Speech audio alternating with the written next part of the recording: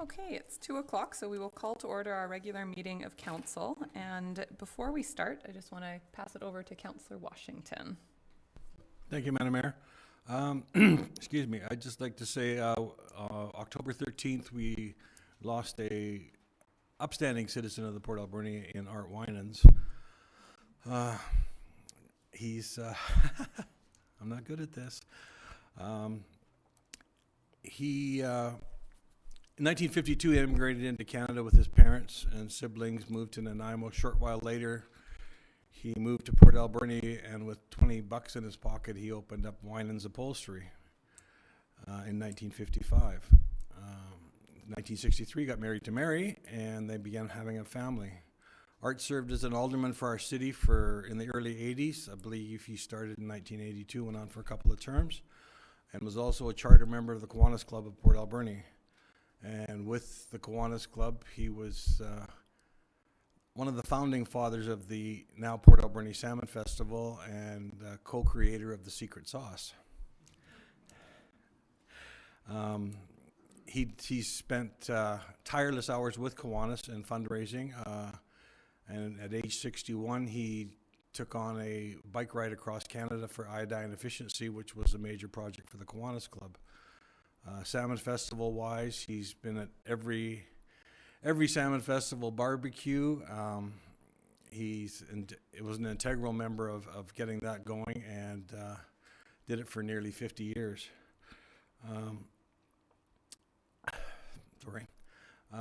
He'll be sorely missed, and on behalf of the city of Port Alberni, I'd like to extend our condolences to their family. Thank you. Thank you very much for that, Dan. Okay, we will start our meeting today recognizing that we are holding our meeting on the unceded territories of the Sishat and Hupachesit First Nations. We have an agenda in front of us. Are there any late items from councillors? Okay, seeing none, any late items from our corporate officer? No, Madam Mayor. Thank you. Would somebody like to move approval of our agenda? Moved by Councillor Poon, seconded by Councillor Solda. All in favor? You two over there, are you voting today? Oh, sorry. Thank you. Reading. Can I pre-vote? Pre-vote. Okay, and we have, so that's carried, and we have minutes from the special meeting held at 11 a.m. and the regular meeting held at 2 p.m. on September 26, 2022. Motion to adopt. Thank you, Councillor Washington, seconded by Councillor Paulson. Any comments on the minutes? Yes, thank you, Madam Chair. Just could I make a slight correction to the special meeting minutes on September 26th at 11 a.m.? Councillor Paulson was participating via Zoom about 10 minutes after 11. So if we could just make that small amendment. Oh, I was late again. Thank you. We'll take that as a friendly amendment. Okay, would somebody, so we've moved and seconded with the small amendment. Seeing no comments on the motion, all in favor? Carried, thank you. We'll start with public input period now, which is an opportunity for members of the public to address council on topics of relevance to City Council. A maximum of 4 speakers for up to 3 minutes each can be accommodated. Would anyone like to speak today? Okay, come on forward. Yeah, go ahead. If you don't mind coming to the mic and then just state your name and address for the record.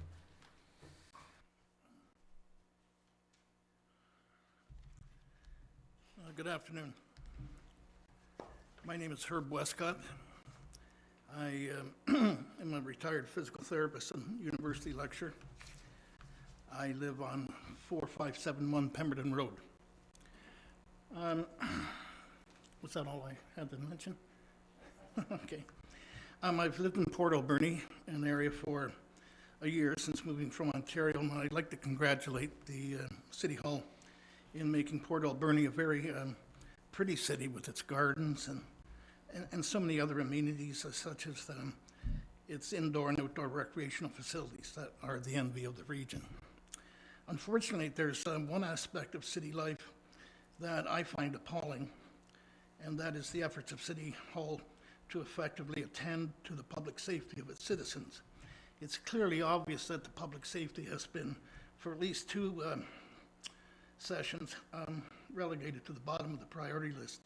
such as no flashing lights at the majority of pedestrian crosswalks and four-lane roads, lack of speed limit signs on, for example, on major stretches of roads such as Stamp, an almost non-existent presence of police making an effort to apprehend drivers under the influence of alcohol or drugs, or being aggressive, or following up on speed limit violations. On many streets, poorly implemented bicycle and scooter lanes, or a total lack of upkeep of the lane markings is a problem. In some areas, it's fine. There are drivers who do not even respect the pedestrians who are or the pedestrian crosswalk code, and barrel through the crosswalk while pedestrians are crossing over it, right in the middle of it, which is unbelievable. It's an appalling madhouse on the streets of Port Alberni, and only a small number of people are jeopardizing the safety of the community members. And that has to be looked after. With proper management strategies and partnerships, especially partnerships, this out-of-control situation can be changed quickly and the public safety returned to its rightful place. I would gladly assist the city's efforts in bringing about this change. Thank you. Thank you very much, Herb. Appreciate bringing forward those concerns. We have a traffic advisory committee, so as a start, I'm going to forward some of the specifics that you listed there. But I think you've made some great comments about, pedestrian lights specifically and some lack of speed limits. So I appreciate the comments, and we'll make sure that we start with forwarding them along and then follow up from there. Go ahead. If I could mention this, last Friday I went to the RCMP detachment and lodged a complaint, and they have received an email, each of the officers, and regarding some of these problems that were listed by myself. Thank you. Okay, Mr. Anderson.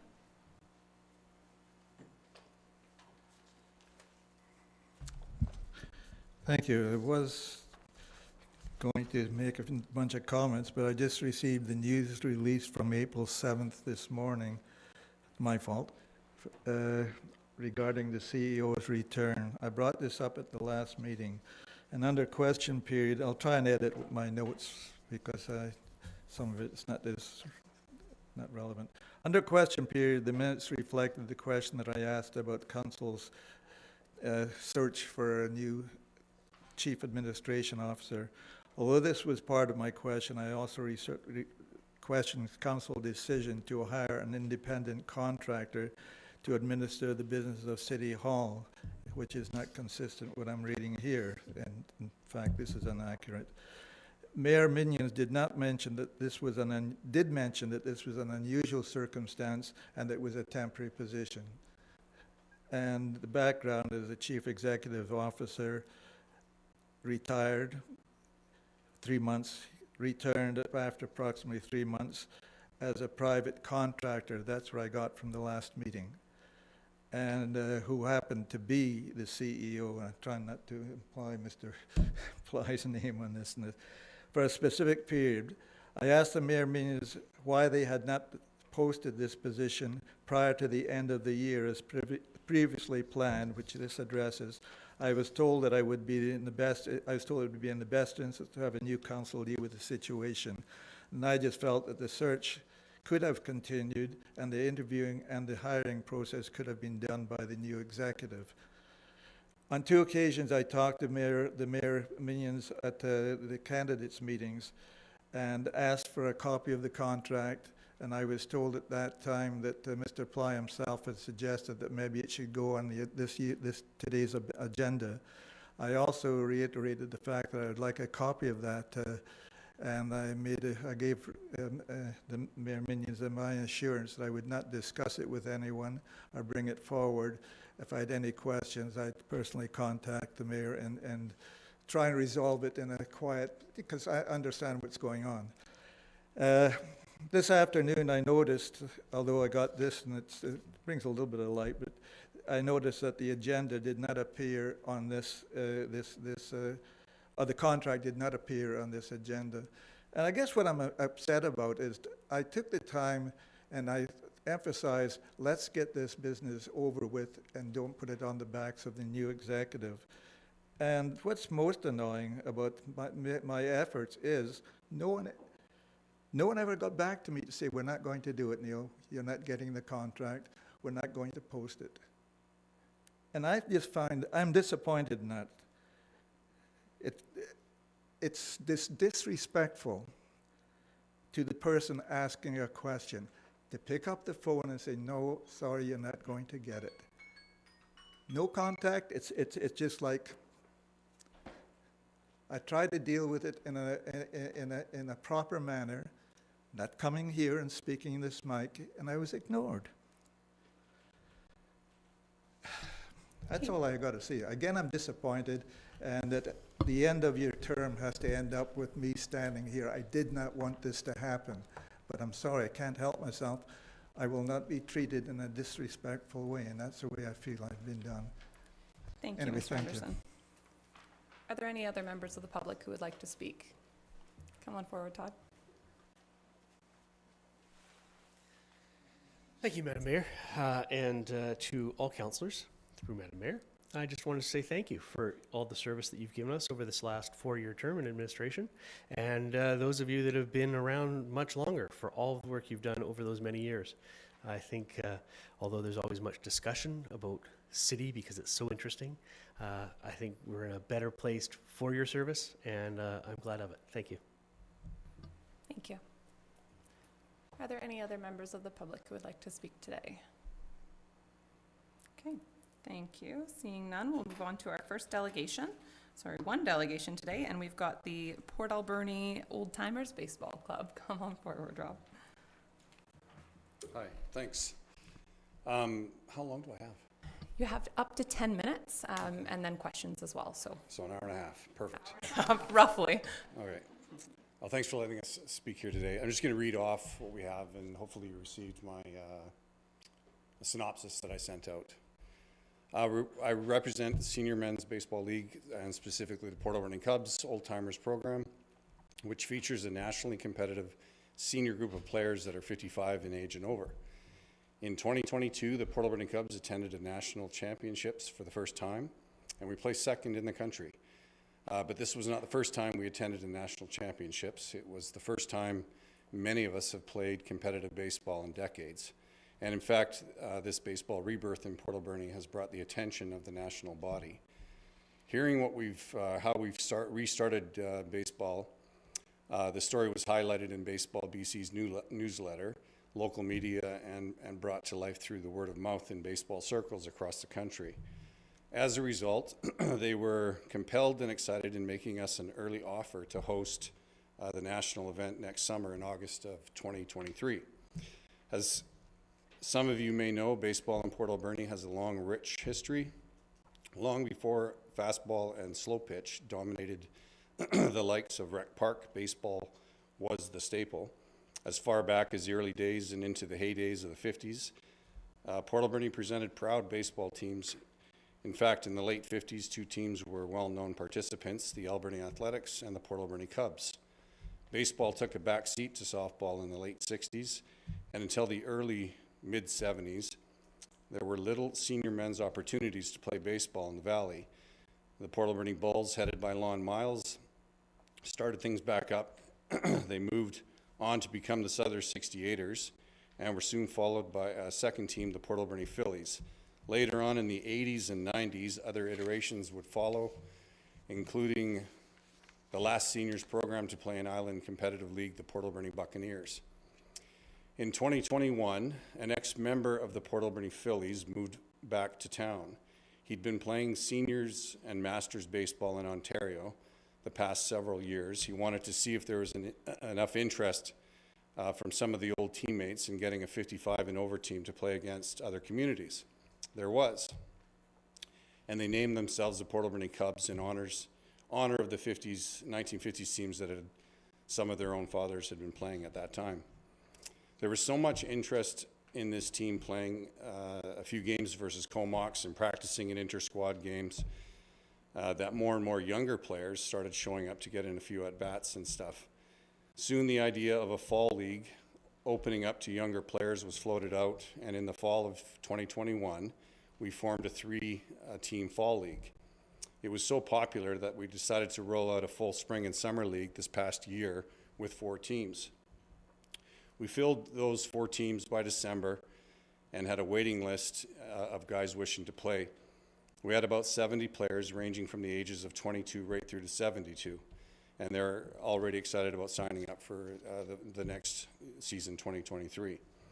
We continued with the Cubs team after this season. The Cubs is the senior team that we had playing, wasn't part of that 4 team that I mentioned. So the senior team of the Cubs is playing after that season. Together to go to Halifax this past summer, where we played our own age group at the national championships. And we did well, like I said, finishing second, losing 5-4 in the final to Cape Breton. But the resurrection of baseball in Port Alberni has been reborn, and to say the least, most successful. We have regular small crowds at the games. Some comments been both positive, and certainly some brought some much needed joy to the ballpark again. So now with a chance to host the national championship, we believe the sport's successful trajectory of involvement and interest from the fans within the community will skyrocket. There's little doubt that hosting a national championship will have multitude benefits for our community. The accommodation and tourism dollars spent are well-documented multiplier effect. The profile provided by the attention in the valley that acts almost as a free advertisement for the community's beauty and welcomeness. Already, CTV has expressed an interest in the story of baseball's rejuvenation through the eyes of the senior crowd and its trickle-down effects of the past year. Sort of a cocoon back story. If pursued, the immediate exposure for the city is one of uniqueness that our regular coverage and promotion can build upon. But this exciting event, our opportunity, does not come without challenges. Accommodation in the valley to host 2 divisions of the 55 and 60 divisions, over 55, over 60. So about 12 to 20 teams is a daunting request, and we're already busy exhausting all channels while also opening some dialogue with neighboring communities. Volunteers are always critical, a critical challenge, but we're finding as the news gets out, there is ample hands willing to assist in the program.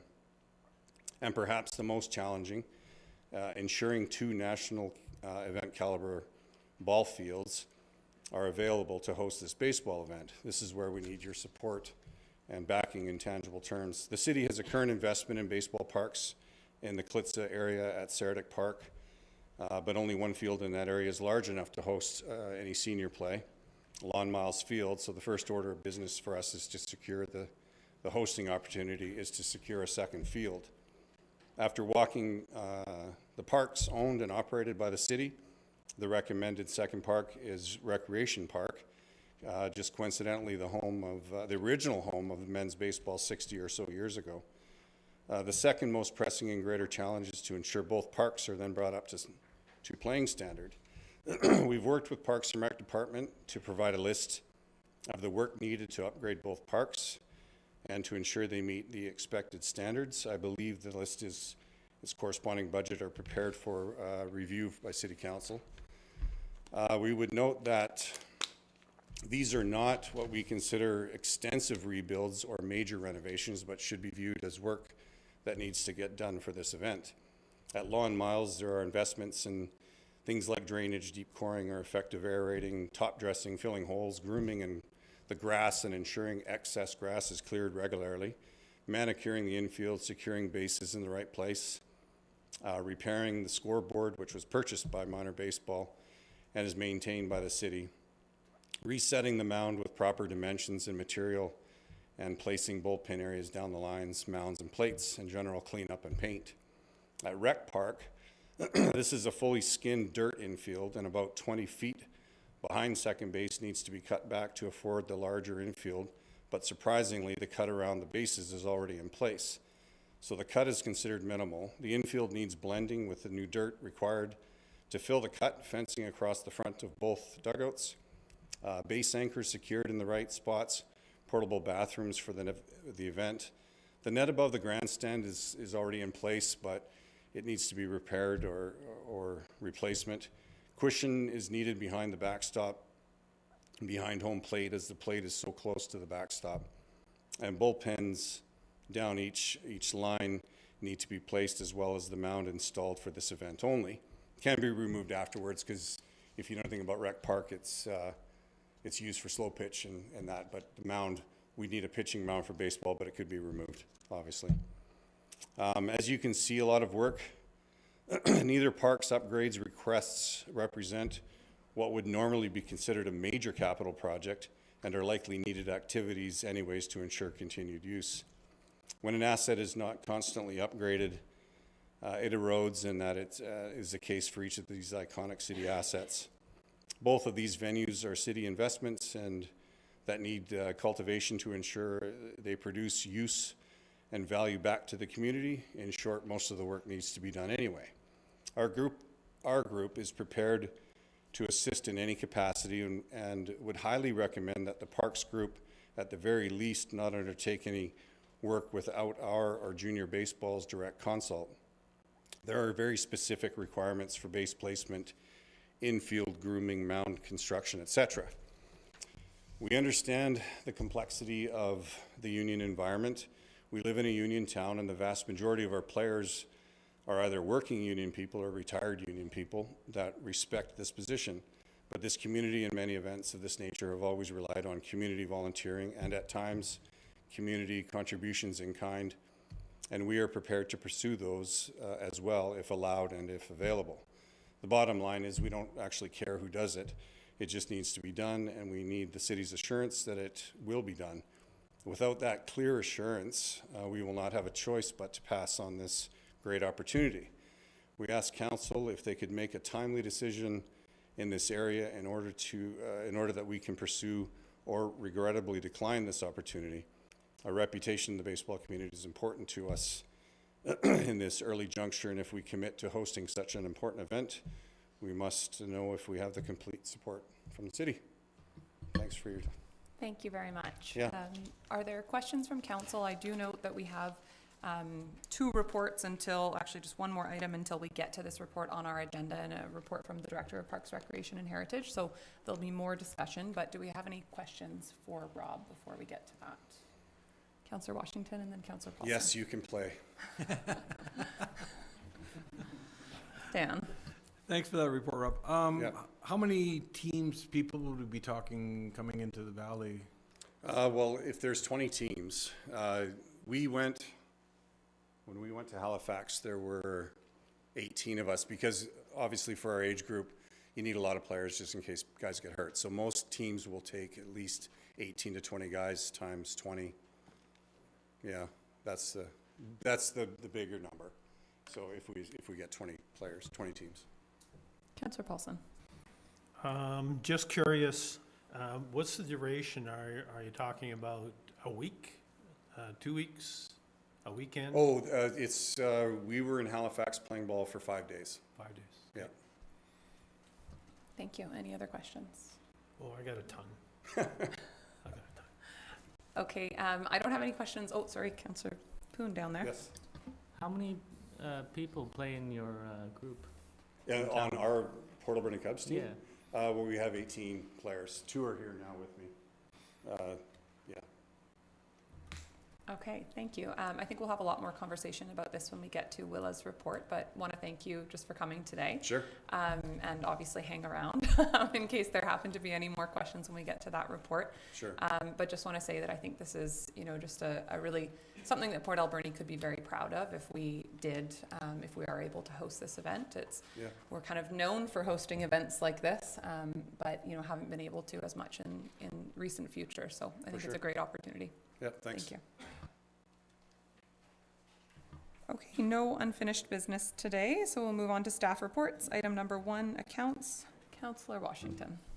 Thank you, Madam Mayor. I move that the certification of the Director of Finance dated October 24, 2022 be received, and checks numbering 151417 to 151617 inclusive, and payments of accounts totaling $3,618,218.48 be approved. Thank you. Moved by Councillor Washington, seconded by Councillor Solda. Councillor Washington. Thank you. If I may, I've asked Andrew to explain the 3 million, if you don't mind. Absolutely. Thank you, Madam Mayor. So with the check requisition or the check register for this period, it's over a month. That's normally a half a month, but within there, we had the RCMP payment, which was about 28%. We also had the tax sale, which there is some redemptions and there's some refunds from that. That was about 10%, but 42% of those expenses were all associated with our larger capital projects, including the childcare center, the train station, the Argyle Force Main, and the Bird Street water main upgrade. Okay, thank you very much. With that, motion is moved and seconded. All in favor? Carried. Thank you. So we'll move on to item number 2 from the Director of Parks, Recreation and Heritage, the Canadian National Old Timers Baseball Federation Championship. It's a long name. Willa. That'll be the first order of business, Madam Mayor, to explore shorten up the name. Thank you, Madam Mayor. So further to today's delegation, the report in front of you outlines the scheduled work on lawn miles and recreation park baseball diamonds total $40,000. That'll be part of the 2023 annual financial plan. The additional work to prepare these diamonds to host a national championship would total approximately $240,000, and an amendment to the financial plan would be required for that work to proceed. And I'd be pleased to answer any questions Council has. Questions? Councillor Poon and then Councillor Paulson. What's the deadline to make this decision? Further to Mr. Izovich's delegation, I would suggest it needs to come quite quickly so we're able to utilize the time between. So the work would commence now, and some of the work has already started. That's part of our current financial plan, and it would work right up until August. So the short answer to that question is we need to get some council direction. Thank you. Councillor Paulson. Just for clarification, is the $240,000 over and above the scheduled $40,000, or can we subtract that from 240? So, Madam Mayor, that is in addition to. So our Parks, Recreation and Heritage Department have already determined the routine maintenance. That part of that obviously would be a benefit of the event, but $40,000 just in our annual operating plan to work on some of the repairs required of the fields, and then what's precipitating to host the nationals, that's where the additional 240 comes from. Councillor Solda.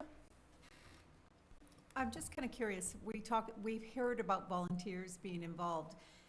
Could they be involved in this project other than because we have a union too? So how could that work? Yes, so Madam Mayor, I would suggest that volunteers are essential to any event of this magnitude. And so Port Alberni has been very fortunate to host all versions of the summer, the BC Games. So summer, winter, seniors, etc. And those events, as Councillor Washington looks like he's reminiscing, is we all know that volunteers are absolutely essential. So I see our unionized workforce working closely alongside the event organizers and volunteers to all work together to make this event a reality. I actually would love to see the event a reality, Madam Mayor. Councillor Poon.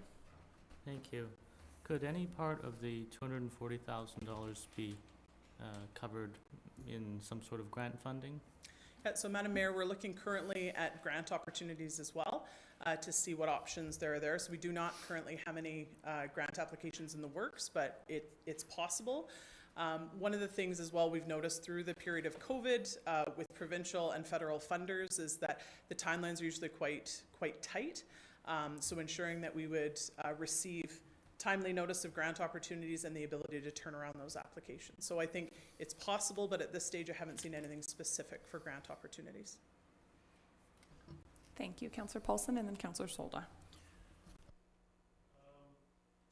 This might be a question for the delegation today. I'm just curious if the national organization provides any seed money for the event. When we hosted the Hockey Canada event, they fronted us $50,000. Just wondering if the national organization contributes to the cost of the tournament. Great questions, Ron. I That I don't know off the top of my head. I can ask Kelly McGiffin, Yep. who's obviously one of our head guys. He's just not here today. But he might know. I could probably text him. I know he's in California. I could maybe find out before the end of this, Yeah, it'd be good. that answer. Great question to ask the national organization, and there's always a way to get these projects done. If you work hard and you got lots of volunteers. Corporate sponsorship, I'm sure that with your connections that you'll be able to garner a fair amount of corporate sponsorship, and some of that corp sponsorship money could possibly be put towards the fields, maybe? That was one of the things we did talk about, that's in Yep. place. Yep. So we're hoping that, if this gets passed, it'll come to fruition for sure. And just a comment, a bit of editorial, the last large event of this type that I was involved with, the multiplier for the community expense, the multiplier created economic activity to $2.5 million. Oh. And this took into account for our data taking, took into account from the time the athletes hit the ground at the airport in Vancouver, included ferry travel, bus usage, fuel, and accommodation in 5 different communities and stuff. So the $240,000 might look like a lot of money, but I think that the return to the community, both from a PR point of view, but also on economic generation is I've seen it, I've experienced it, and for me, I love this community so much. I think it's great to put us out front there and show the nation what we can do. So, For sure, I agree. yeah, thank you very much. Yeah. Thank you. Councillor Washington? Okay. I have just a couple of questions. So the $240,000, this, over the course of the last few months, we've received a number of concerns about conditions of fields. And I don't think it's that we weren't maintaining the fields. I think it's a bigger issue. So, the work that needs to be done on our fields generally, is that a part of this 240,000? Like, would we be improving these fields and doing work that needs to be done regardless? We just hadn't scheduled to do it this year, for instance. And I understand it's not in the 5-year capital plan right now, so it would be a change. Yes, so a portion of that 240,000, Madam Mayor, yes, it would. So when Mr. Izovich mentioned things like installing bullpens, for instance, adjacent to the diamonds, that would be one of the items that's not necessarily an essential part of all of our young athletes leading up to the more elite players. The majority of the 240,000 is based on work that we would look to add as we work through the official community plan update, build our parks master plan. I see much of that work being completed anyways. Also, when we started to develop our parks master plan, we looked at, of our 19 fields, lawn miles and recreation park are actually the number 1 and 2 fields that require the most amount of work. Thank you. That's very helpful. My other question is around user fees. So not for this group specifically, but am I correct in understanding that we don't charge any user fees for ball right now? That's correct. So to rent a field or use a field of a soccer pitch or a baseball diamond in Port Alberni, there is not currently a fee as part of our recreation fees and charges bylaw. Okay. So it is free of charge to use fields. Okay. And I know that there's, kind of a long-standing history of why that is. I think there's also a bit of a discrepancy in, what we charge for our other facilities. And I think sometimes we undervalue the fact that, like, outdoor recreation is a facility that needs maintenance as well. I think eventually if we move toward a system of user fees, that will push us to invest more regularly in the fields rather than having to have one big expense all at once. I think we can probably all agree that we absolutely want to be able to host a tournament like this.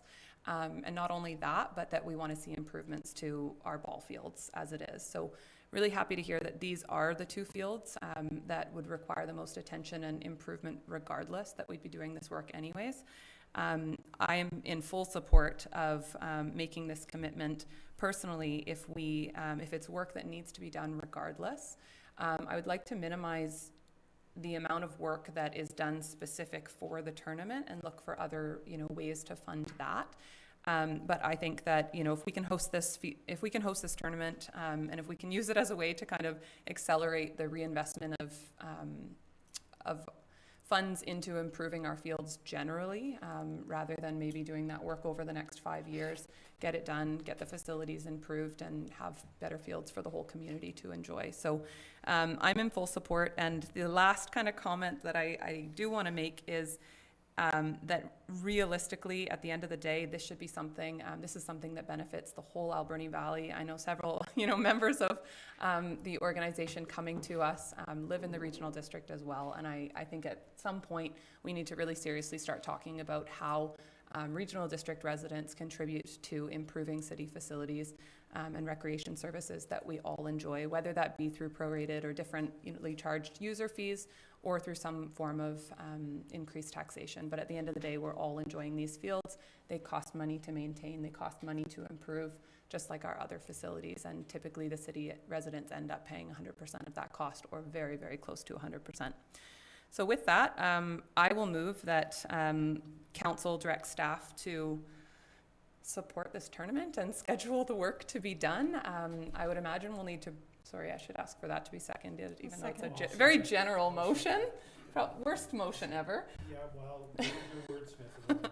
We'll get that changed somehow, but I would imagine there's probably more details that will need to come forward for you to be able to do this. But I think just generally, I'd like us to be able to commit to moving this initiative forward and improving the facilities that we have. I have a question. Councillor Solda. Just a quick question. Is there any grants after COVID? They announced a whole bunch of grants to help different, like the arts, the sports. Is there anything we can tap into it to get the fields back to normal? I mean, COVID, 2 years, everybody shut down, right? So now there's money out there. Is there anything for us that we can tap into? So, Madam Mayor, further to Councillor Boone's question about funding, we're exhausting all funding opportunities. So Okay. whether those be grants specific to hosting events, or grants as restarting events, or remediating fields after COVID, we're exploring all options. Okay, and I also look at the bullpens, know a lot about baseball, just, but aren't bullpens there for safety of the players?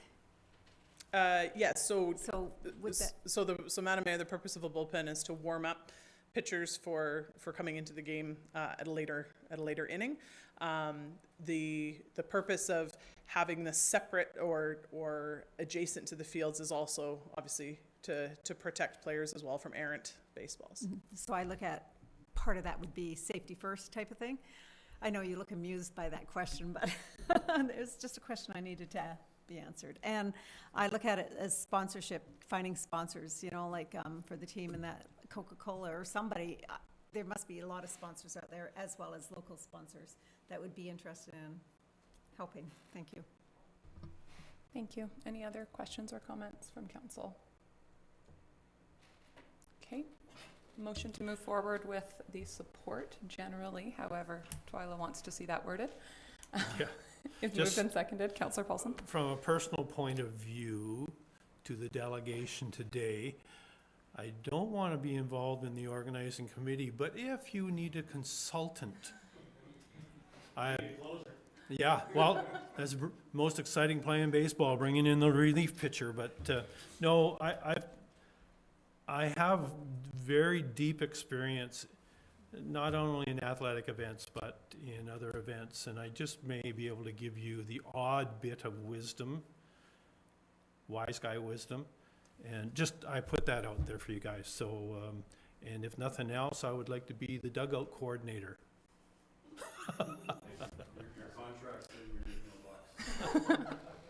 Thank you, Ron. Okay, seeing no more comments on the motion, all in favor?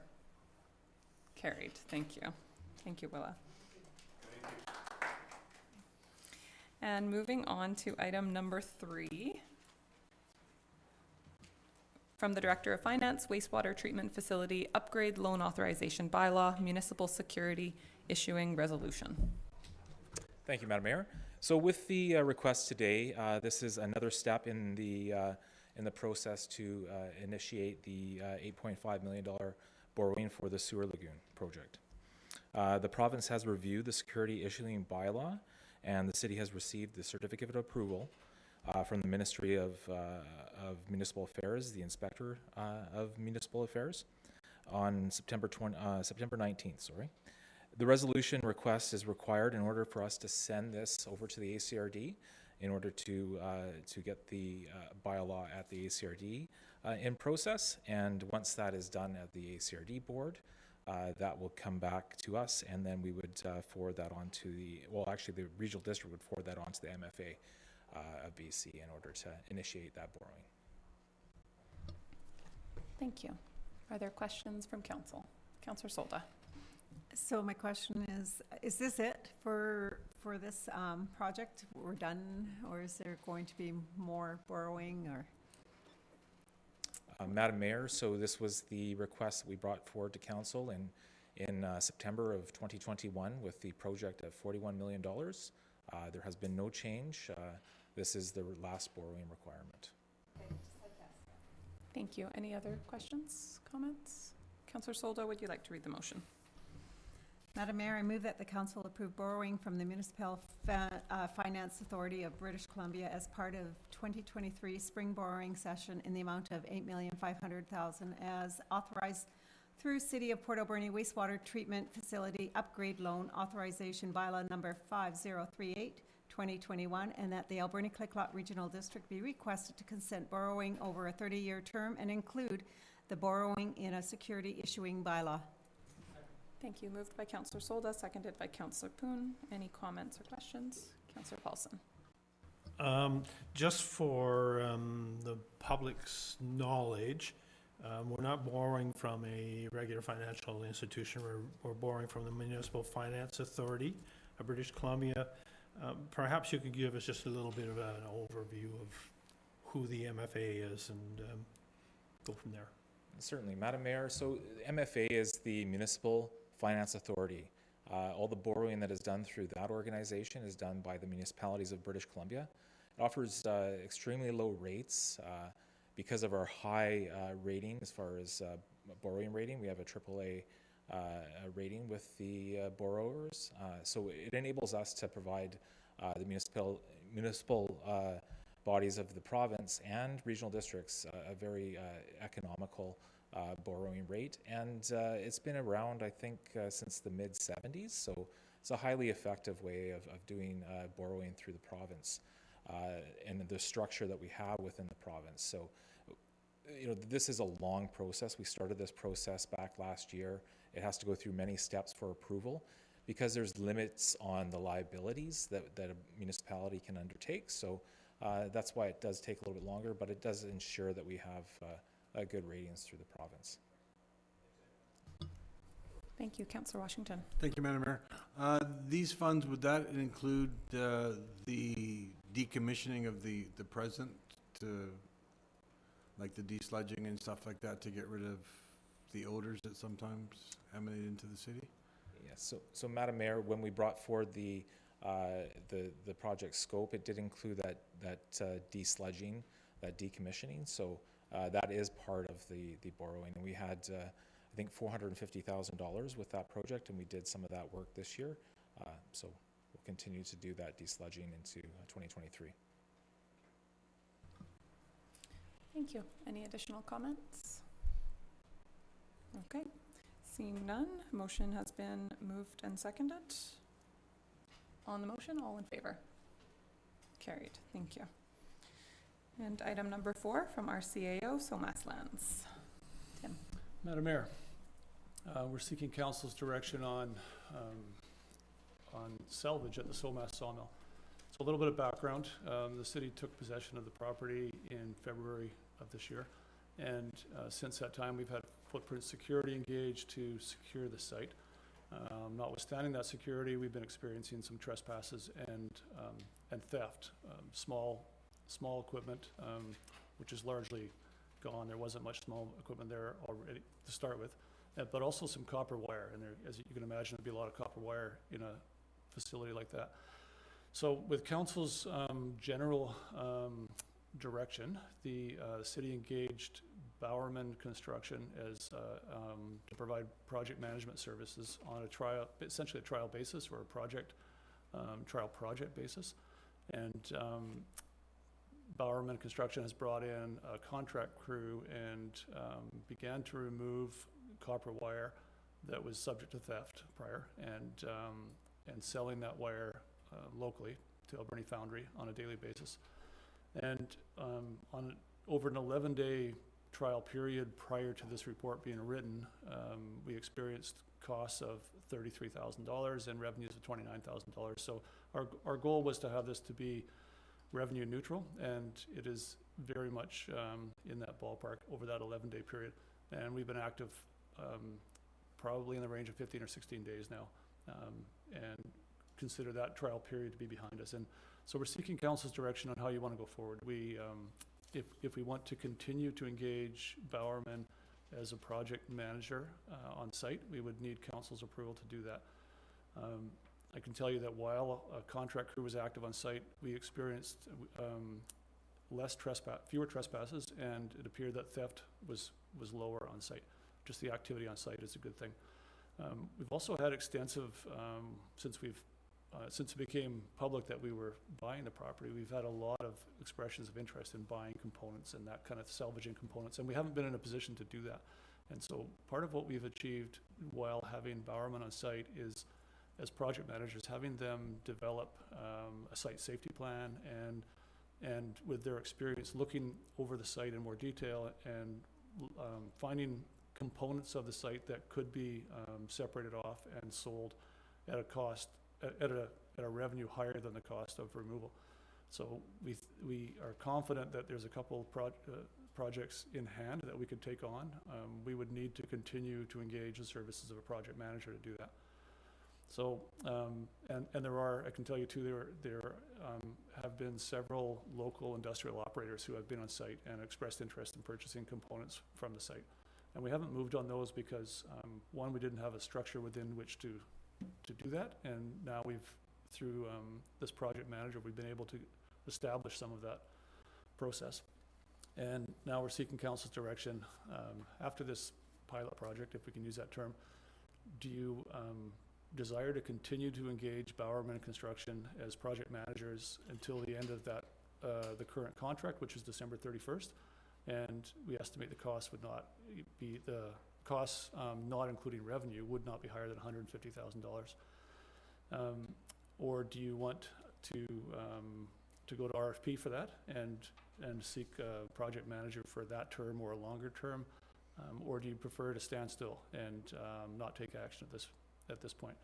And I should also say that in this whole endeavor, it has been one of our guiding principles has been that council desires to repurpose the property, see it redeveloped in a timely manner, and not to enter into any long-term engagements on the site that would encumber a potential development. So we've essentially been chipping away at things that are short-term and looking for other options to do short-term work that would not encumber the property long-term.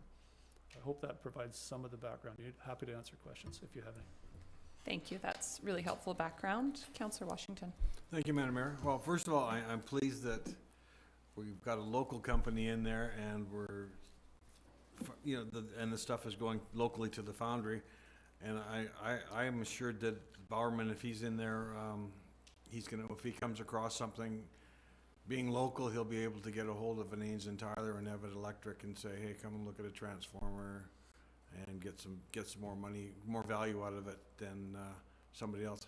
I think he's doing a good job, and like CEO says, what they're selling is almost paying for the work they're doing. So I would recommend that we forge ahead with Bowerman. Thank you very much. Councillor Paulson, did I see your hand up? No. Okay. Councillor Solda. I have no problem with Bowerman, but I just wonder what the legalities regarding the RFP. Do we have to have one out since he's already been a contractor? How does, you know, just for the public to understand? Yeah, but I understand the question is, speaks to the procurement policy, and I would ask that the Director of Finance speak to that. Andrew?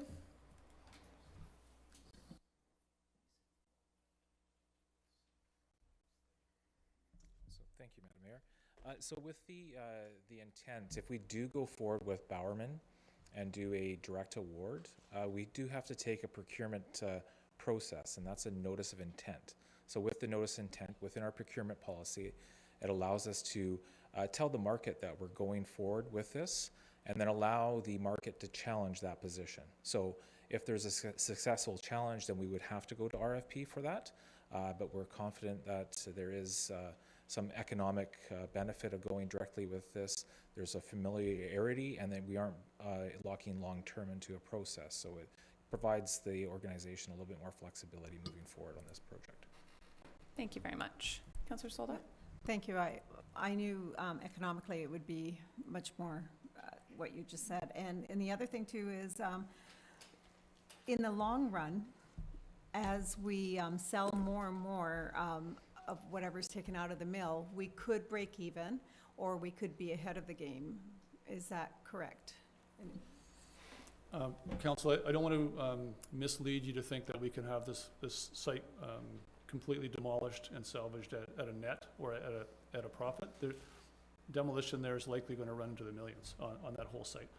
So right now, we are taking the perspective that projects, we'll entertain projects that look like they're revenue neutral, like they can generate enough revenue to pay the cost incurred, and or be somewhere in that ballpark.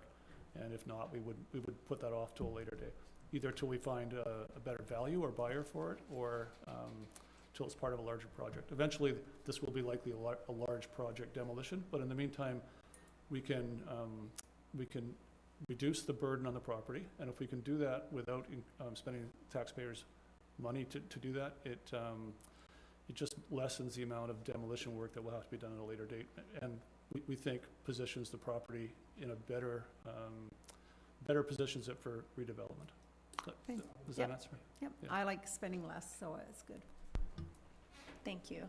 Councillor Poon, did you have any questions? Okay. So I definitely support moving forward in this way. I have a lot of confidence in the track record of Bowerman, and often we end up going to RFP and then ending up with Bowerman. But that said, I think that this is a way that we can make some progress on the property in the short term, that we can have people on the site, reduce the amount of potential theft that we have on there. And obviously, it's a great start that we've so far spent $33,000 and recovered $29,000. I think we want to make sure we're not misleading ourselves, Tim, if I understand correctly, that we're not going to demolish the whole site this way, that there's going to be a net cost to demolishing the site, and we're aware of that. And that will be kind of a next discussion when we get to that point about where that comes from, and is the city demolishing the site, or is a developer or a partner, or whatever variety of combinations demolishing the site. And of course, we're in a process right now to find the partner for the SOMAS land, so that will be a greater conversation over the next few months. But I think for the time being, this is an excellent way to be moving forward, recovering some of our costs and making progress on the site. Councillor Poon, would you like to read this motion? Yes. Sorry.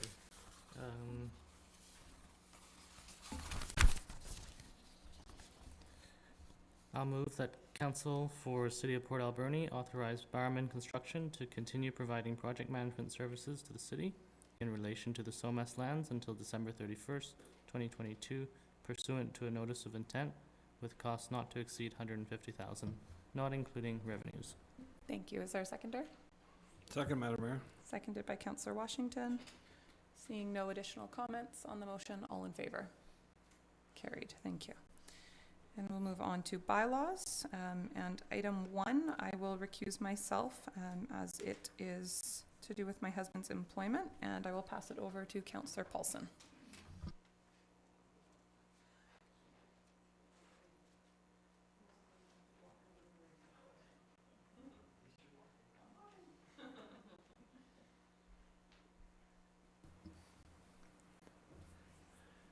Twyla, should A and B be dealt separately, or can we read them both? No, it's separately, Okay. and then Madam Mayor can return for item B. Okay. Councillor Washington, this is final adoption for a couple of permissive tax exemption applications. So Councillor Washington, if you could read number A, that would be wonderful. Thank you, Mr. Chair. I move that the City of Port Alberni permissive tax exemption bylaw number 5068, 2022 now be finally adopted, signed by the mayor and the corporate officer, and numbered 5068. Any comment? All in favor? And we can call the mayor back in.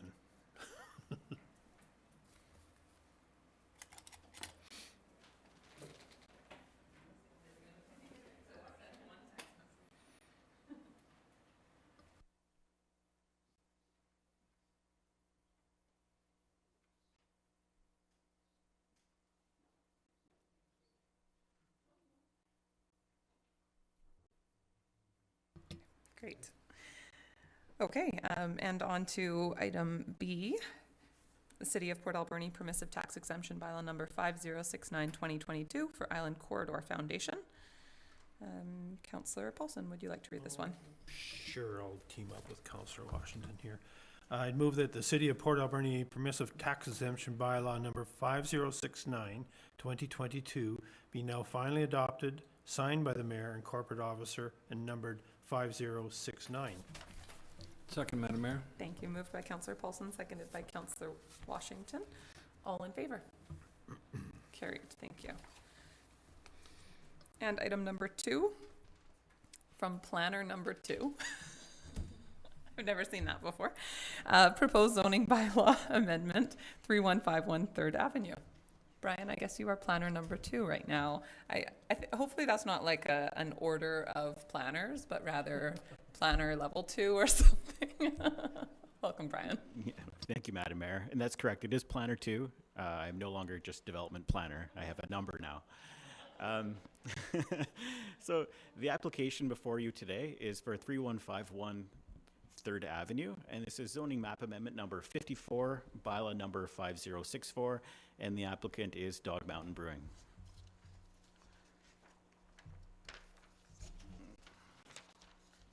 Okay. So the intent of the application is to rezone the property from C5 transitional office to C7 core business. And what they're intending to do is expanding their existing business operation onto the neighboring property.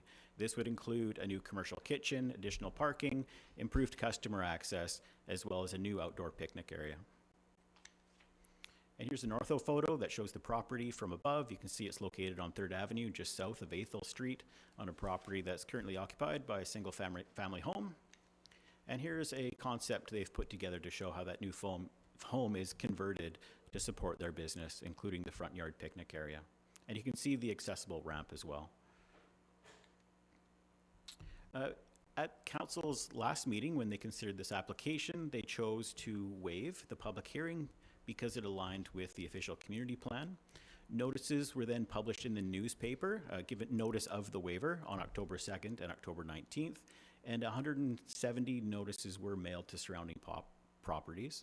No comments were received at the time of this report.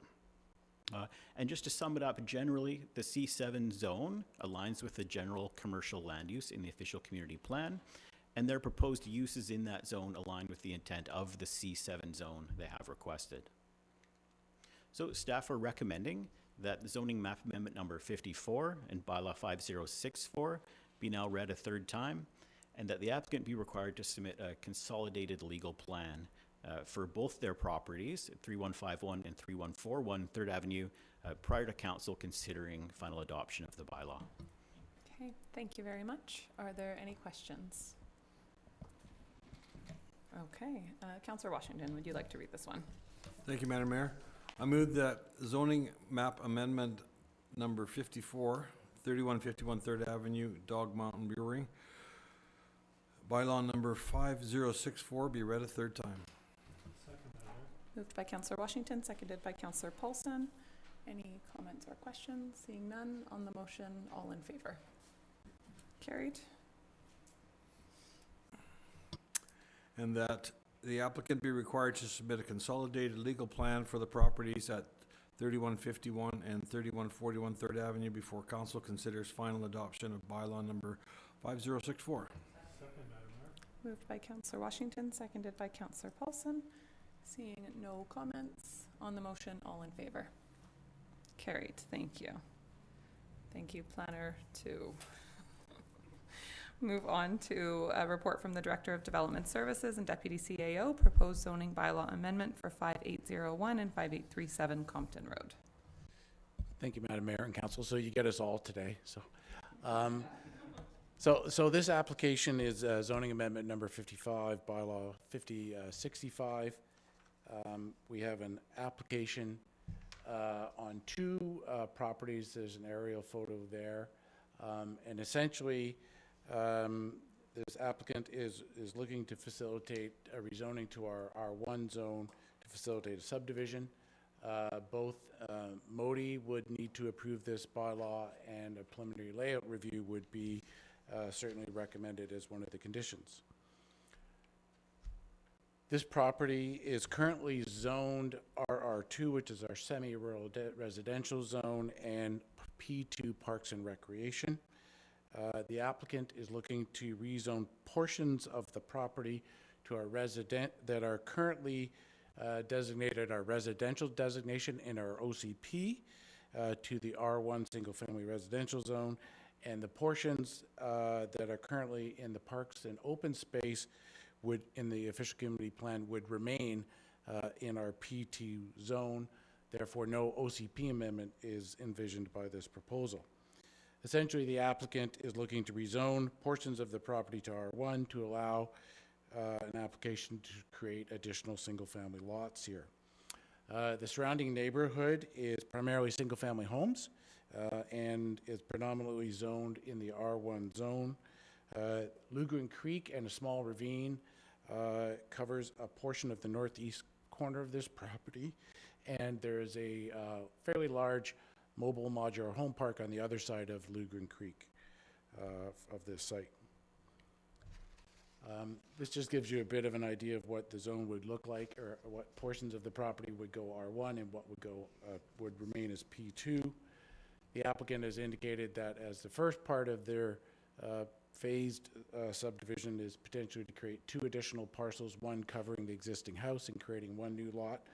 Further subdivision would be envisioned and would likely could occur, and that would require additional servicing and infrastructure, with the details to be worked out with our engineering department, and again, subject to a preliminary layout review for any subdivision that be applied for.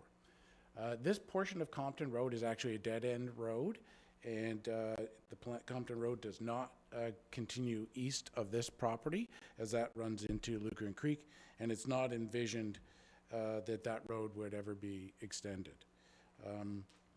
Although these properties are covered by the city's floodplain bylaw that has a construction level requirement of 3.65 meters, the entire property exceeds that elevation, and the portions of the property that are proposed to be rezoned and potentially subdivided range in an elevation of between 16.4 and 16.9 meters, so substantially exceeding that our floodplain bylaw requirement. Options before council is to give readings of this bylaw, provide alternative direction, or not proceed.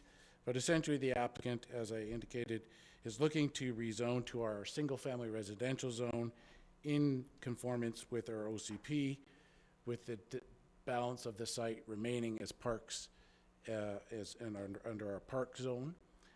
Staff view this proposal as essentially infill that is consistent with the single-family residential character of their neighborhood, and staff are recommending that council consider first and second reading. And as this proposal aligns with the OCP, staff is also recommending that council consider waiving the public hearing process. But then, of course, we would then provide notice in that case, and I'd be pleased to answer any questions. Thank you very much. Are there questions from council?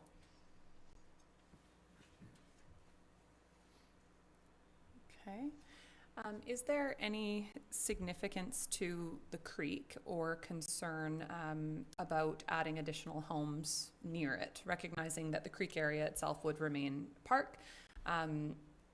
Just not knowing, you know, how many lots they may be subdividing to. Is there any concern there? If there's any subdivision proposed to be within any proximity of the creek, at least with, 30 meters or we would require an environmental report, and it's likely that the approving officer is likely to require a covenant, an environmental covenant over that portion of the creek in addition to it remaining under the P2 zone. Thank you. Any other questions or comments? Okay, seeing none. Councillor Paulson, would you like to read this? I would like to move that zoning map amendment number 55, 5801 and 5837 Compton Road, Sisson, bylaw number 5065 be now introduced and read a first time. Thank you. Moved by Councillor Paulson, seconded by Councillor Solda. Seeing no comments on the motion, all in favor? Carried. I'd like to move that zoning map amendment number 55, 5801 and 5837 Compton Road, Sisson, bylaw number 5065 be read a second time. Thank you. Moved by Councillor Paulson, seconded by Councillor Solda. Seeing no comments on the motion, all in favor? Carried. And I'd like to move that council waive the public hearing for proposed zoning map amendment number 55, 5801 and 5837 Compton Road, Sisson, bylaw number 5065 in accordance with section 464(2) of the Local Government Act, as the proposed amendment aligns with the official community plan designations, and direct staff to provide public notice in accordance with section 467 of the Local Government Act prior to consideration of further readings of the bylaw. Second. Thank you. Moved by Councillor Paulson, seconded by Councillor Solda. Any comments or questions on this piece? So just a reminder to any members of the public that notices will still be mailed out and input can still be submitted, even though there's no public hearing. So with that, on the motion, all in favor? Carried. Thank you. And item number 4 from the Manager of Planning's proposed zoning bylaw amendment for 2244 Mallory Drive. Good afternoon. I'm going to try something a little different today. Item number 4 and 5 on your agenda are basically the same application. So I've combined them both in my presentation so that we're not repeating it twice over. So hopefully if you need any clarification as I go through, please let me know. So before you today is agenda item number 4, which is bylaw number 5066, 2244 Mallory Drive, and item number 5 on your agenda, which is bylaw number 5067, 2272 Mallory Drive. Before you on this image is the proposed development for the duplexes that are being proposed on each of these vacant lots. They are proposing to rezone from the existing R1 single-family residential to an R2 1 and 2 family residential. The applicant is Don Saywell Developments Limited. So the application's intent is that both applications are requesting the same rezoning from R1 to R2 to enable construction of a duplex on each lot. Both lots are vacant. This is item number 4, which is bylaw number 5066, 2244 Mallory Drive. And before you, you'll see an aerial showing where the subject property is. The next one over is the zoning, which shows that it's surrounded basically by R1 zoning, overlooks industrial, and there is some other areas, park areas in the area. Basically, the site plan that you're seeing on your right shows that that is the building envelope they can build in, which meets the requirements of the R2 zone, so they're compliant with the R2 zone, and the site coverage is limited to 40%. This is agenda item number 5, which is bylaw number 5067, 2272 Mallory Drive, and this is the same analysis with the subject lands, then the zoning, and then the building envelope and site plan proving that they are in alignment with the R2 zones. The analysis is that, as per our OCP Schedule A, the land is designated as residential land use, and the proposed R2 zone aligns with the OCP land use. And where staff is proposing to waive the public hearing for both applications as per Section 464, subsection 2 of the Local Government Act. And the proposed application meets the intent of the R2 low-density neighborhoods for 1 and 2 neighborhood families. And the building envelope meets all the R2 site development regulations. The sign has been posted on the site as per our development applications bylaw number 4614. And on September 15th, 2022, APC heard the application and is supportive of it. Those minutes are attached to your report. The options support staff's recommendation to proceed with first and second reading of the bylaw and waive the public hearing, or council can pass a resolution not to proceed. Council can pass a resolution not to waive the public hearing, and council could pass a resolution to direct staff with alternative direction. This before you is the recommendation to introduce and read for first time the bylaw and second time and to waive the public hearing. And this is for item number 4, bylaw number 5066 2242 Mallory Drive. And I have another slide for item number 5. So I could pause here if you like. I think that's fine. Do we have any questions here? Councillor Washington. Thank you. Very good report. I noticed the APC approves both, and you said there's signs posted. Will there be notices sent out too, as well? Yes, with the waiving of the public hearing, we would also send notices into 75 meters. Thank you. Thank you. Thank you. Any other comments or questions? Councillor Paulson. Just a comment, looking at the report and looking at the developer's concept, really nice looking duplexes, and talk about a neat location overlooking, incredible view overlooking the inlet. So 4 new families are going to have wonderful homes to live in, I think, in the near future. Thank you. Any other comments? Oh, Councillor Poon. Just really glad to see proposals of this nature where we see more density in single-family neighborhoods. Thank you. Absolutely. Thank you. If you want to go to the next slide and Sure. finish up, I think that's fine, and then we'll go through each one. Okay. And here's the recommendation for agenda item number 5 for bylaw number 5067 2272 Mallory Drive, with the resolution to introduce the bylaw for the first time and to read it a second time and to waive the public hearing under 464-2. And if you have any questions? Okay. Not seeing any questions. I just want to say that I think these lots were for sale for a long time in the community and probably didn't sell because they are challenging to build on, I would imagine, as a result of the steepness. So I think this is a great use of this type of more difficult site. It looks good, and I think it still really fits with the character of the neighborhood. So I'm glad to see that we're getting infill on some of our more challenging lots rather than just the easy, ready-to-build lots. So this is a nice area of town, and I think these will be a great fit. Councillor Paulson. I would like Mr. Saywell to put a balcony off of my master bedroom on one of them. I'm just kidding, just kidding. Thank you. Councillor Solda, would you like to read the motion? All right. Madam Mayor, I actually had to Google the site to see it in a different view. You heard music going, and it was the music of that Googling. Madam Mayor, I move that the zoning map amendment number 572272 Mallory Drive, Saywell Developments, bylaw number 5067 be now introduced and read a first time. Second, Madam Mayor. Thank you. Moved by Councillor Solda, seconded by Councillor Paulson. Any comments?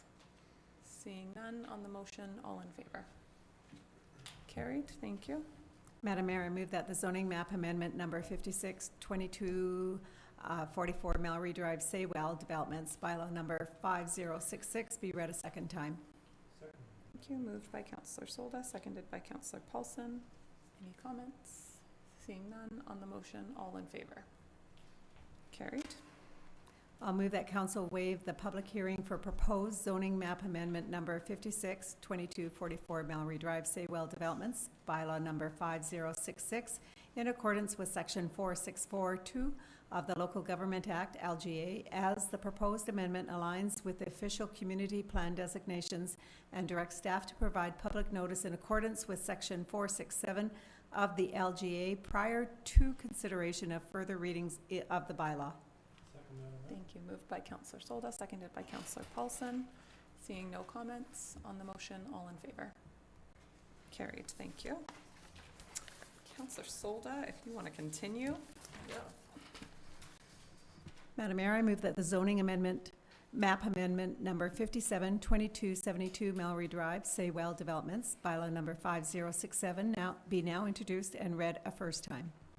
Thank you. Moved by Councillor Solda, seconded by Councillor Paulson. Seeing no comments on this one, on the motion, all in favor? Carried. And B, that the zoning map amendment number 572272 Mallory Drive, Saywell Developments, bylaw number 5067, be read a second time. Thank you. Moved by Councillor Solda, seconded by Councillor Paulson. Seeing no comments on the motion, all in favor? Carried. Thank you. And C, that the council waive the public hearing for proposed zoning map amendment number 572272 Mallory Drive, Saywell Developments, bylaw number 5067, in accordance with section 4642 of the Local Government Act, LGA, as the proposed amendment aligns with the official community plan designations, and direct staff to provide public notice in accordance with section 467 of the LGA prior to consideration of further readings of the bylaw. Thank you. Second, Madam Mayor, what she said. Moved by Councillor Solda, seconded by Councillor Paulson. And seeing no additional comments on the motion, all in favor? Carried. Thank you. Moving on to item number 6. I don't think we need an overview of this one. It is just a final reading, but from the Director of Development Services and Deputy CAO, proposed OCP and zoning bylaw amendments for 4210 Cedarwood Street. Council, are there any questions before we read these motions? Okay. Councillor Poon, would you like to read these?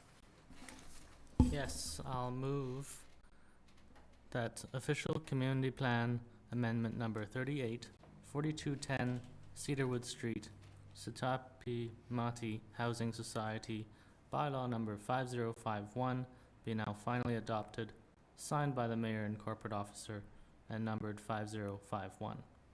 Thank you. Moved by Councillor Poon, seconded by Councillor Washington. Any comments? Seeing none on the motion, all in favor? Carried. I'll move zoning map amendment number 49, 4210 Cedarwood Street, Sitapi Mati Housing Society, bylaw number 5052, be now finally adopted, signed by the Mayor and Corporate Officer, and numbered 5052. Thank you. Moved by Councillor Poon, seconded by Councillor Washington. On the motion, all in favor? Carried. Thank you. And I just want to say that I'm really proud that we were able to support this project.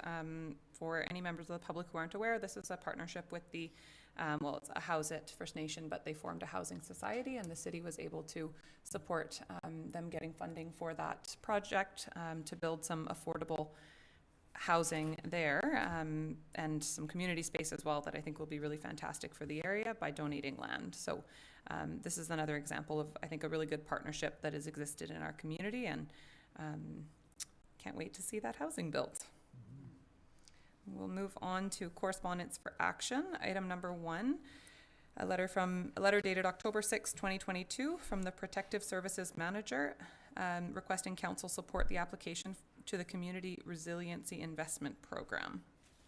Tim, do you want to speak to this one at all? Just the background of the Fire Smart program.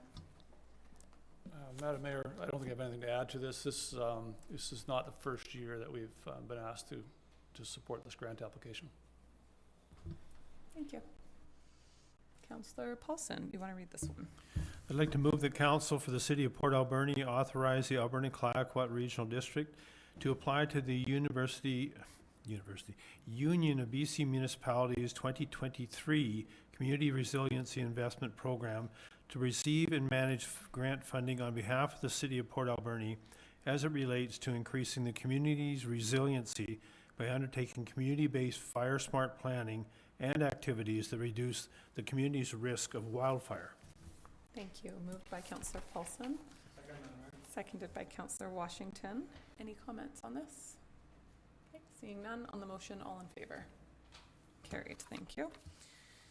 And item number 2, a letter dated October 11th, 2022 from Chair Lisa George of the Grassroots Homelessness Coalition requesting renewal of the license to occupy for the purpose of pop-up warming stations at city-specific sites. Are there any questions about this renewal? Okay. Councillor Washington, would you like to read this one? Thank you, Madam Mayor.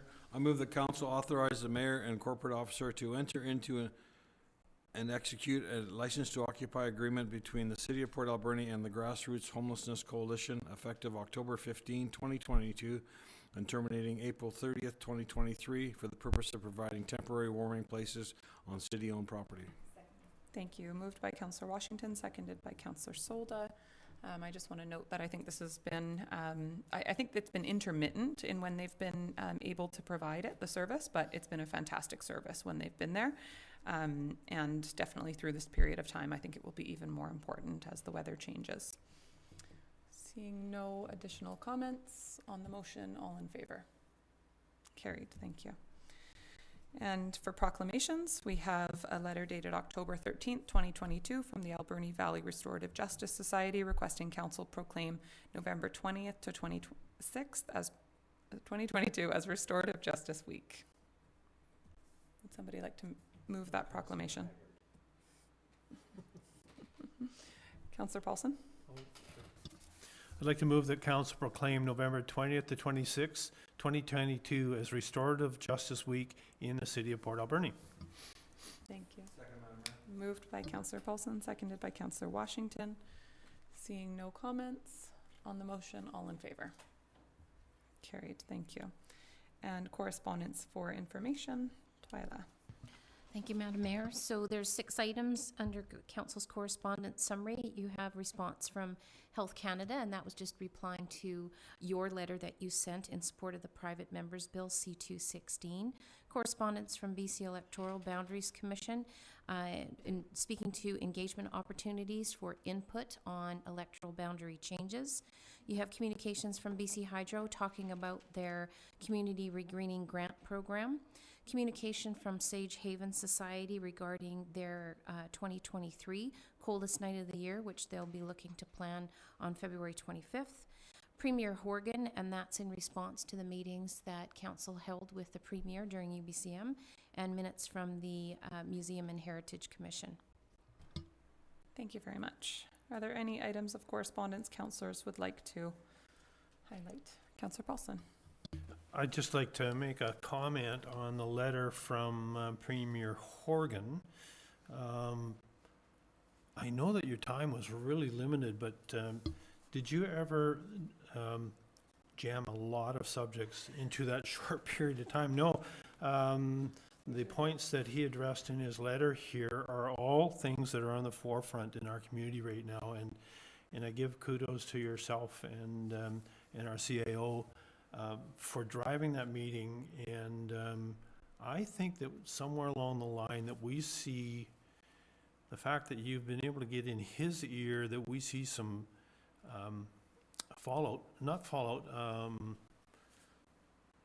some pushing from towards BC Housing, and we find BC Housing to be extremely cooperative at the moment, and I think that these PR meetings and making our issues front and center are really important. So well done, you guys. Thank you, Councillor Paulson. And I should just say that Premier Horgan has been really consistently an excellent advocate when we bring these issues to him, and he is very familiar with Port Alberni. I often find myself like explaining places, and he's like, "Oh no, I know what you're talking about." So he's really familiar with the community, and you know, I mean, I think he said he worked on the Somas mill site a few times. Like he knows the community well, he knows the issues, he knows the opportunities. We were trying to recruit him to move to Port Alberni when he retires, and I think he was just about there. But we did cover a lot in that meeting, additionally to, you know, the other meetings that we had while at UBCM. But it was really just more of a thank you for all of your support, because a lot of the issues that we covered are issues we have made significant progress on already as a result of partnerships with the provincial government. So we have definitely felt very supported, you know, in the community, and I wanted to express that. And especially since he is retiring, we wanted to make sure that he was aware of how much of a difference the provincial government has made for our community over the last few years. Any other comments? Okay, seeing none. No report from in camera today, so we will move on to council reports. And before I go to other people, I want to just start by recognizing the 4 outgoing members of council for the work that each of you have contributed. Dan and Ron, it has been just such a pleasure working with both of you over the last 8 years. You know, for myself coming into council, I felt very supported, just having the opportunity to work with both of you for the first 4 years being on council. And I'm really, really proud of the work that we've been able to do. And I hope that each of you are very proud of the work you've contributed to the city, because you should be. And Helen and Ron Corbeil, I mean, I often say that, you know, I think none of us would have chosen this exact council, but it has been such an honor to work with each of you. And I think that among the projects that I'm really proud of that we've taken on in the last 4 years, the change we've made, the improvement we've made to the community, I think I'm most proud of how the 7 of us have worked together through some really difficult issues and some really difficult times. And yeah, I will miss working with those of you who are not returning, but I know that you'll stay involved in the community, and we will not be able to really get rid of you. And Ron's already volunteered himself for a few things, and we'll keep volunteering you for things as well. So just want to really appreciate each of you for what you've contributed to the community. Ron. Well, we're under council reports, and I didn't do a written one, but to follow up on what you're saying, the last 8 years have been really rewarding. See if I can get through this. No, over to you, Dan. I'll give it a whack. I'll give it a whack here in a second. Dan? I apologize for reading this, but I just don't want to miss anything out. I was first elected in '99 and served 1 term. I was back in 2011 and served for 3 terms. For 14 years, it's been my honor and privilege to serve this community as a city councillor. There were times when council was faced with many important decisions, and I believe most of them were for the betterment of the city. To say we made no mistakes would be impossible, because after all, we're all human. These last 4 years have been the highlight of my political career. As I said during my campaign, part of the reason I wish to continue is that this council was the most cohesive, progressive group I've ever worked with. I'm proud to call you all my friends. We worked together and came out of meetings united. To my colleagues not returning, I wish you well on all your new endeavors. To the 3 women who are continuing to work tirelessly for the good of the community, you have my love, support, and respect. To city staff, thank you for always being there with your guidance and making the city a better place. To the citizens of Port Alberni, thank you for believing in me. Will I miss this? I'd be lying if I said no. I will miss this terribly. You bet I'll miss it. I will continue to volunteer in our community, hopefully bring you the 50th annual Port Alberni Salmon Festival in 2023. Thank you again. Thank you, Dan. I too echo Dan's to staff. Thank you. Thank you. Thank you for your patience, your guidance, and your thoughtfulness. To council, the last 8 years have been 2 great councils. Since I moved here in 1974, I have never seen our community excel like we have over the last few years in development, building permits. The community is really doing well, and I challenge the next group to continue that. It's, our community is being recognized all of a sudden. So thank you all so much. Thank you, Ron. Any other comments? Helen? I hadn't really prepared any remarks, but I suppose I'll say that it's been a real blast over the last 4 years. I've enjoyed every moment of serving this community, working with all my council colleagues and also the staff here. I think we've got a really great team, and I'm really gonna miss this great time I've had. Thank you. Thank you. Okay. That is council reports. We'll move on to new business. Any items councillors would like to bring forward for new business today? Councillor Solda. It might not be new business, but it's just a question that was asked to me by the public, and how do I follow this last? Yeah, you guys all know how I feel on that. The question I was asked is regarding the voting, and maybe Twyla, you can come back with a report, or you might have the answer to that. The seniors' home have made contact with me for Park and Echo and Rainbow Gardens and that. In the past, we used to go to the senior homes so they could vote, because a lot of them were shut in. I know we do mail-in votes, but they're just asking why that this didn't happen this time, and you can come back or however you want to do this. No, that's fine, through the chair. So when council received the election bylaw, new this year was the introduction of mail ballots.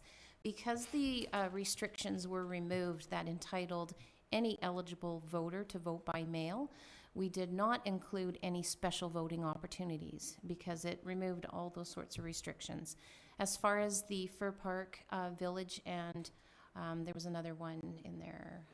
Echo Village, Rainbow Gardens. We did offer curbside voting, and we did work with the individual that reached out to say, hey, we can make this happen. We reviewed their list, told them who was listed on the list, told them who was showing that they had to have ID showing a change of address, and then those that were not registered. We did provide that information back to the individual to say what they could do to allow them to vote and to have that curbside voting as an option, in addition to the mail ballot voting. But yes, we did not include special voting opportunities this go around, given the mail ballot voting opportunity and the reduced restrictions on taking advantage of that process. So maybe I could suggest or make it a notice of motion. I don't know what the best way to put this, but to look at the next election, that these senior homes be looked at and be able to vote, that we do go there. I know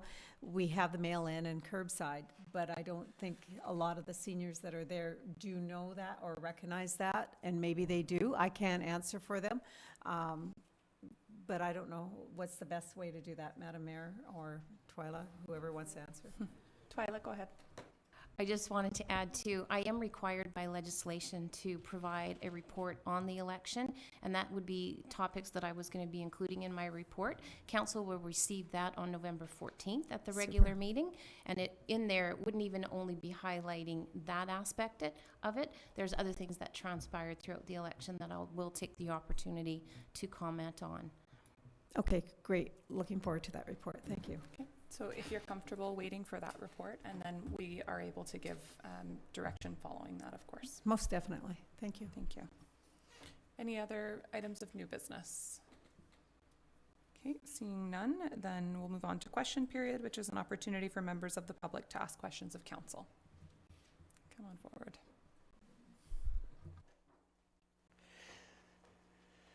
Thank you, Madam Mayor. Todd Patola, 4310 Latham. I have two questions for council or the CAO, possibly. So through yourself, Madam Mayor.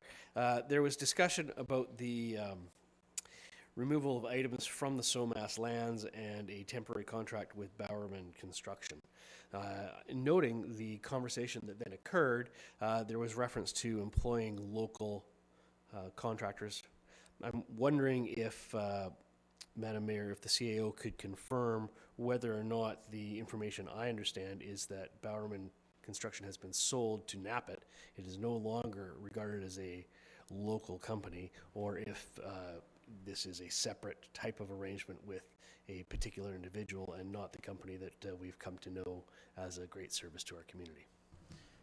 Tim, do you want to comment on the work that's being done? Our engagement is with Bowerman Construction, and are they owned by Nappet? They may be. I don't know that. I don't know that to the point where I could confirm it here, but our engagement is with Bowerman Construction. Councillor Paulson? Oh, nothing. My understanding is that they have subcontracted that to local workers or a local company, so, yeah. Thank you. My second question, Madam Mayor, is with regards to the Grassroots Shelter Society. I don't have that name particularly correct, but with regards to the pop-up shelters, my understanding is that the city provided funding towards that society for the purpose of the pop-up shelters, as well as allowing them permission to use certain lands. Twyla, are you able to comment on that? I believe they may have gotten funding through the Community Investment Program. I think we would have to probably double check because it's a long list of societies that get funds through that. But when we actually signed the license to occupy, there was no funds associated with that. So there may have been through a separate process. I'm just wondering if the city or any city staff has done any follow-up with that society to determine whether or not they are in fact providing pop-up shelters. My information was that a number of their equipment was stolen, and then they continued to use funding they had received to provide that service through another agency in this town. I'm not aware of any partnership with a different agency. Twyla, do you have any information on that? And if not, we can always bring something back. Okay. Yeah, we'll bring something back on that, Todd. Thank you very much. Thank you. Neil? Just a comment, if I might make. You may not appreciate this comments, but I feel it like I want to do it. I've been very persistent over the last few years in issues, and we've bumped heads, but I also want to say that I appreciate the effort put on by council members, even if we disagree. You're all a good bunch of people, and I appreciate the service that you put into us, and I mean that sincerely. Thank you. Thank you, Neil. Okay. Any other questions from members of the public? Okay. Thank you. Then would somebody like to move adjournment? Moved by Councillor Solda, seconded by Councillor Paulson. On the motion, all in favor? Carried. Thank you.